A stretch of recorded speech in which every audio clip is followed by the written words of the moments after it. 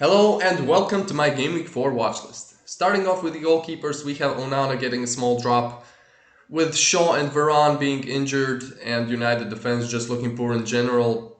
It's only logical that he drops on the watch list. Vicario gets a small rise. Maybe I have underestimated their defense a little bit. They look better defensively than initially thought, however, I still don't think he is a great option. Johnston also gets a drop with the signing of Dean Henderson. That's added competition for him. Pickford, yeah, also gets a drop, unfortunately. I have to say Everton have been pretty unlucky in the first three games, especially against Fulham and Wolves. But simply, they don't look like keeping many clean sheets, and they are just a poor team in general.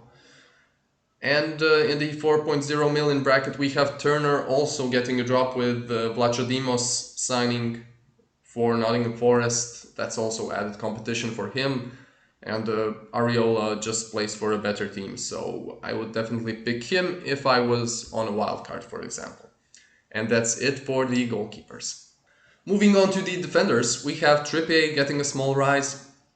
Yeah, the fixtures are looking better and better. However, they do have a very difficult Champions League group, so we might see some rotation there. But we'll have to wait and see. All the Arsenal defenders get downgrades. They haven't exactly been rock solid defensively, and they don't have great fixtures in the next five either. So I would definitely consider shipping them out. If I were choosing one, I would definitely go for Saliba. However, I just wouldn't pick an Arsenal defender right now.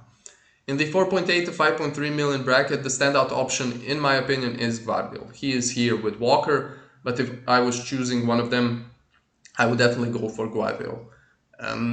Next to Ake, he is the only left-footed center back, and his versatility, I think, will be key to this Manchester City side. He can play as a left back, as a left center back, and even I wouldn't be surprised to see him playing as that inverted fullback, playing in the middle next to Rodri.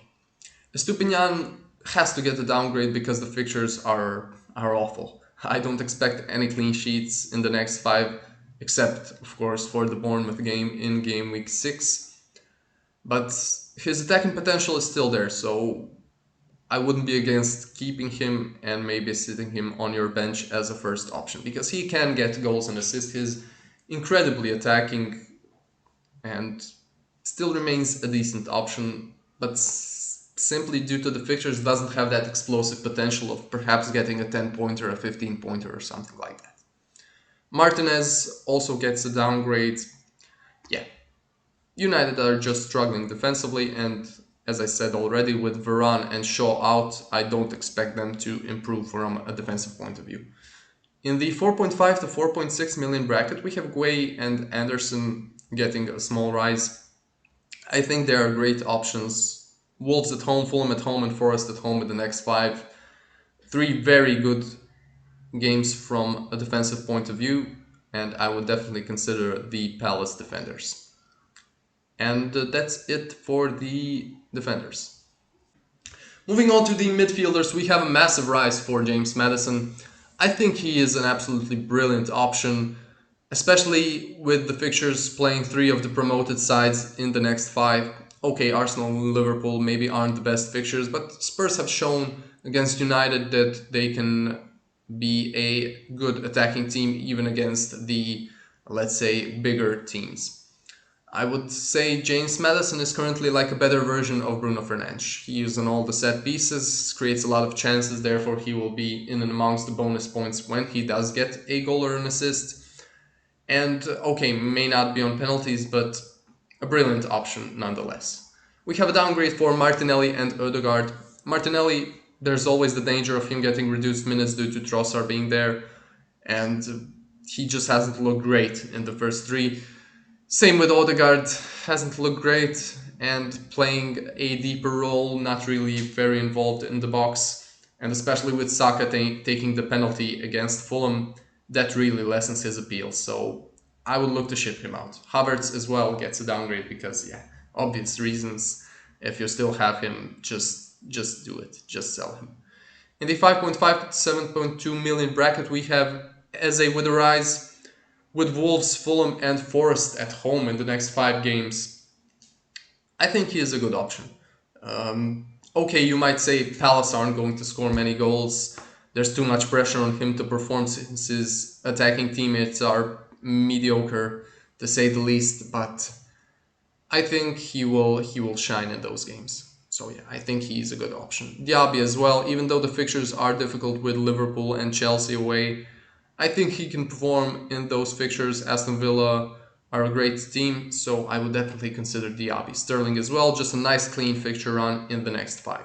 Mitoma and March unfortunately get downgrades because yeah, the fixtures are difficult, and with Europe coming up, there might even be some rotation for these players. Bowen is a new addition to the watch list.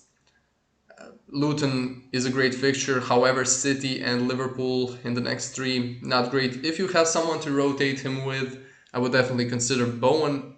I think West Ham will be good this year, but not a great option just yet. Richarlison also gets a downgrade simply because, yeah, if Maddison isn't injured, he's a superior option to Richarlison. Richarlison might even be dropped soon, considering his awful performances. Just not an option to seriously consider currently. We also have a downgrade for Enzo because, well, Sterling's there. Same argument as with Richarlison. They're just a superior option in the same team. Yes, Enzo is cheaper than Sterling, but just take a 4-point hit and get Sterling in, trust me. In the next 4 or 5 game weeks, he will outscore Enzo by more than 4 points. I can guarantee you that. So yeah, that's it for the midfielders.